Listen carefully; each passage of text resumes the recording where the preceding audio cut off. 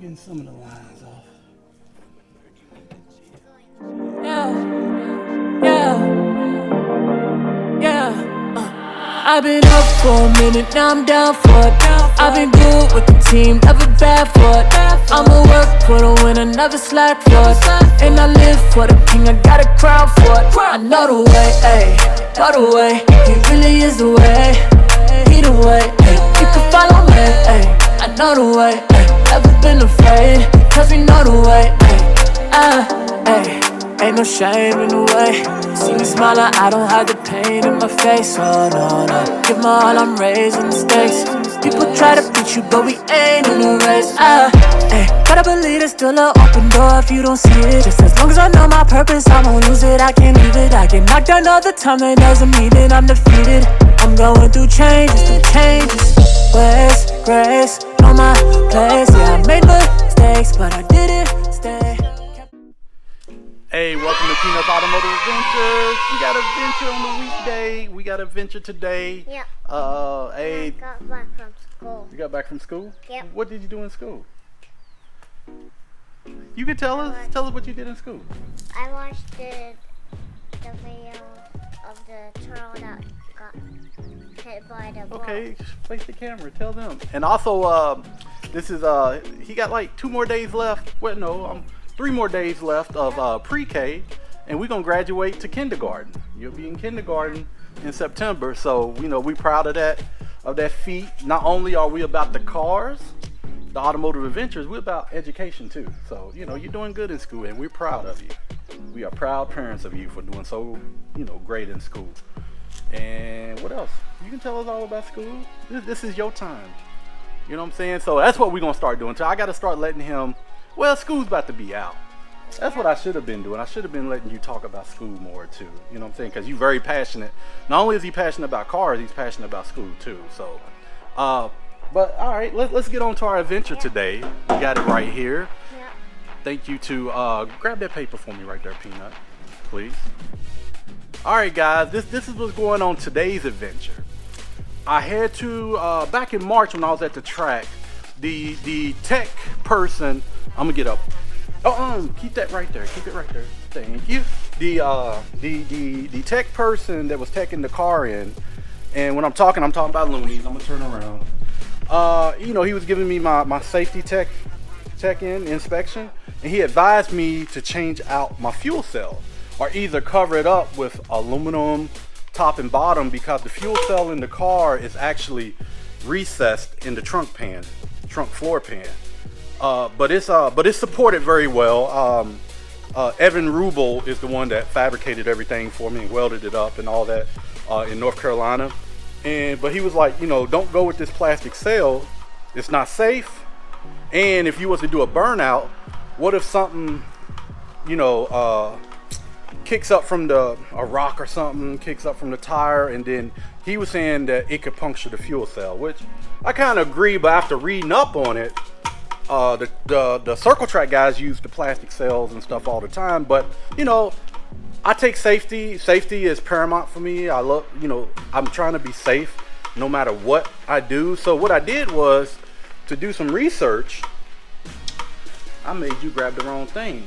I went ahead and I had the 2019 book, but I got the NHRA rule book, and I've been reading in the general regulation sections on safety stuff for your car, when you're out on track.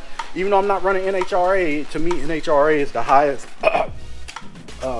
sanctioning body, so why not just go with what they do? Go with what they do for when I do go to my local track or go to a local event or whatever. Stop, Peanut, stop. When I do, come this way. When I do go to a local track or a local event, I can, I'm a pass tech no matter what, and I know that the car is safe. So what I did was I read up on fuel systems in section 21, page 4 in the 2021 NHRA rule book. Where did I get this rule book? I got 2019. I got both books, the 19 and 2021, from Jegs. I think they're like $12, something like that, on jegs.com. And I read up on it, and the guy was right. It states in the rule book when it comes to tanks, Let me see. You got to have a positive locking screw on fuel tank cap. It's mandatory. Well, that's on open body cars. Insulated fuel tanks prohibited. When used non-metallic fuel cells, it's not against the rules to use a non-metallic fuel cell. But it states in here, when used non-metallic fuel cells must have a metal box protecting the part of the fuel cell that is outside of body lines or trunk, which that's me. It's right there. And I don't know if you guys can get a good look at it underneath there. You can see it. It's down. So that's us all day. Let me go back. When used non-metallic fuel cells must have a metal box protecting the part of the fuel cell that is outside of body lines or trunk floor, excluding hose connection area in the rear. The metal box must be constructed of a minimum of 24,000 steel or 32,000 aluminum. Non-metallic fuel cells or tanks must be grounded to the frame. So, I'm about to remove this non-metallic fuel cell. It's plastic, and let me put this down because this is what I wanted to read. Because I'm going with this aluminum from Rhodes race car. Man, it took like a month for it to come in because there's a lot of stuff is on back order. Let me turn it around. This is the new fuel cell that we will be putting in today. They welded up the dash fittings for me. Dash fittings on the front, locking cap, and I'm going to run a fuel gauge. I went ahead. It was actually free GM fuel gauge. Well, I'm going to run a odometer fuel gauge. And we're going to be good to go. So this is what we're doing. We are going to replace this one. This one's coming out. RCI, non-metallic plastic fuel cell. Disconnect, and then hopefully I don't have to modify these brackets here, because I think when I had taken the measurements, everything measured correctly except for this one's just a little bit wider. That's all, by like not even a half an inch, maybe a quarter of an inch wider, which is not a big deal because I got a lot of space that I can, this thing is 17 by 17. That's pretty much what this is. A little bit less, 16 3/4 by 17, I think, something like that. So what we're gonna do is go ahead and start removing the old one, drain the fuel, remove the old one, and put the new one in, and make sure everything matches up and whatnot, and then we're gonna go from there. All right, guys, we're gonna be back with you guys. Give us about, hopefully, 15 minutes, or 3 hours later. Like on SpongeBob. Yeah. 10 hours later. Yeah. But hey guys, we'll be back. We're gonna go ahead and start tackling this. I might even do a little video of us, pulling it out and putting the new one in and stuff like that. So hey, be right back.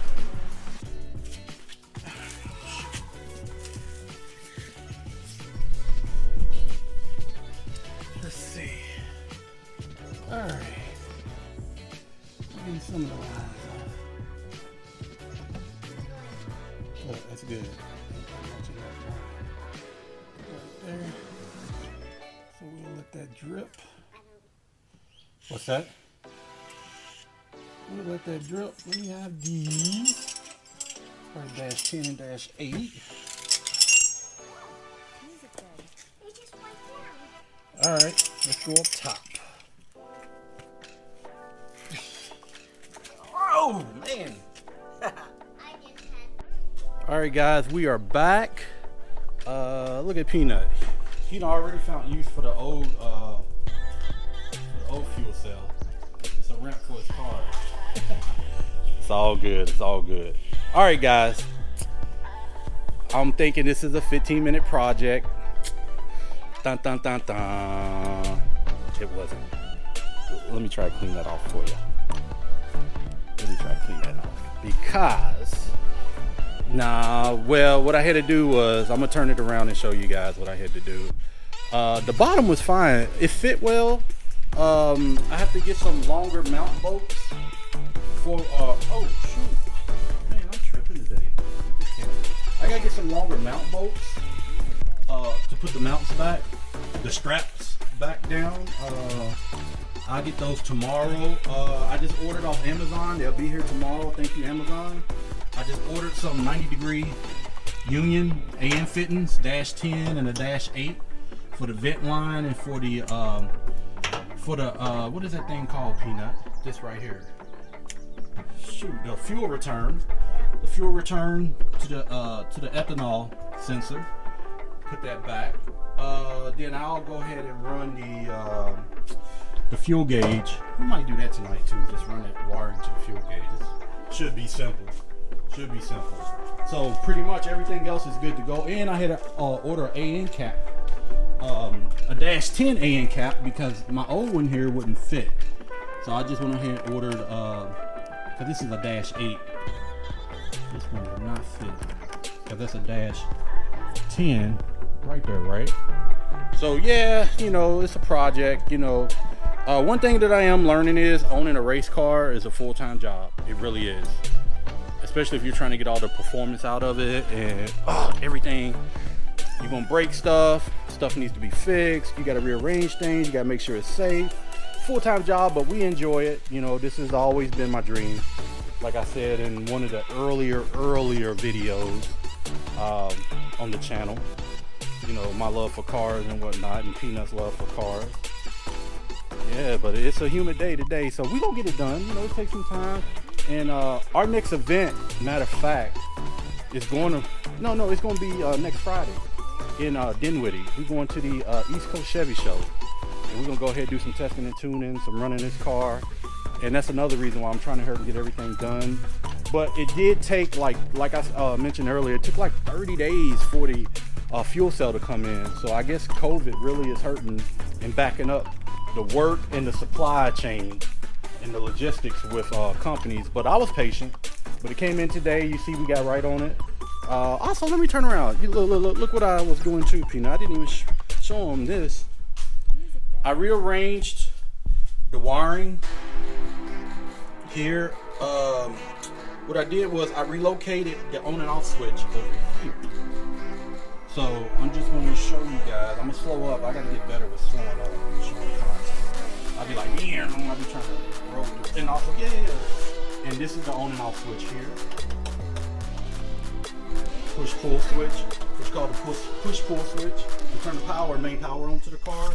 I went with some terminal covers just to be safe. Got some new wiring. All this stuff came off Amazon, believe it or not. All of it. It goes. Yeah, it goes right there. Yeah, show them where it goes. It goes all the way to there. And this right here came off of Amazon. This is, and I got 2 more terminals that I could use for power if I need to too. Still got the breaker there, the battery. So, we've been, doing little things to it here and there, and we just want to let you guys see what we're doing. What's that?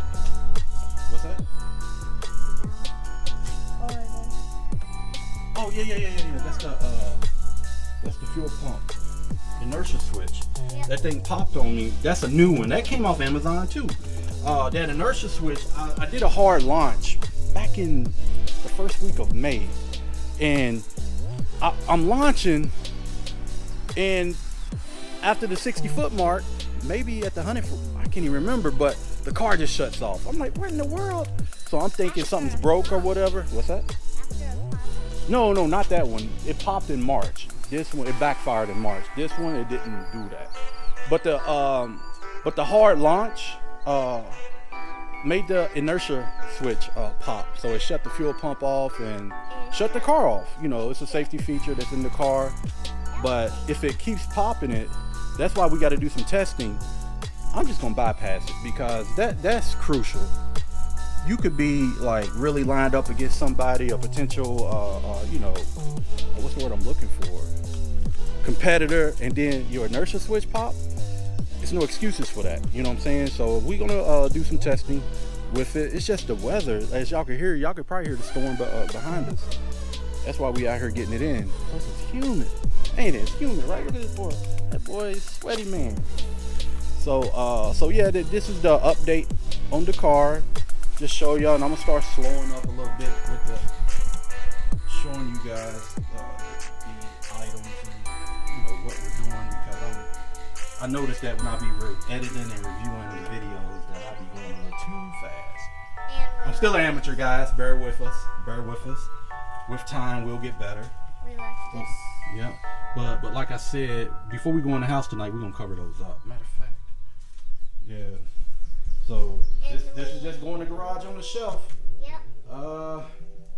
Nothing wrong with it. Just safety reasons. Can't go with non-metallic unless I need to cover it per the NHRA rules, and most people copycat the NHRA rules. So, you know, it's just one of them things, you know, it's all good. We got it fixed. Peanut, your next mission is to throw this in the trash. Can you throw this in the trash, please? Yep. Thank you, sir. Thank you. See, he's my apprentice, he's my apprentice, my handyman. He be out here helping me, getting stuff together, learning. Learning with no cursing. No cursing allowed. No cursing allowed. No cursing allowed. But hey, guys, we appreciate the support. Like, subscribe, and share, and comment. You know, thank you for all the support. Come on, Peanut. You missing out, buddy. All right. Hey, thank y'all for all the support. You know, we out here. You know, we in the garage. We got to make it out to the Honeycomb Hideout too, because we got some maintenance tasks we got to complete out there, right? We got to put that wastegate, adjustable wastegate on 548. What else we got to do? Something else. I know the parts are laying out there. So yeah, we'll sweep the garage out. We'll sweep it out. All right, guys. Hey, thank you guys for the support. We're out. Yep. We're gonna start cleaning up. Like he said, we need to sweep the garage out. He's right. We got to sweep it out. You know, it's a little dirty, so we're gonna sweep it out. But hey, guys, thank you for the support. Yep. Peace.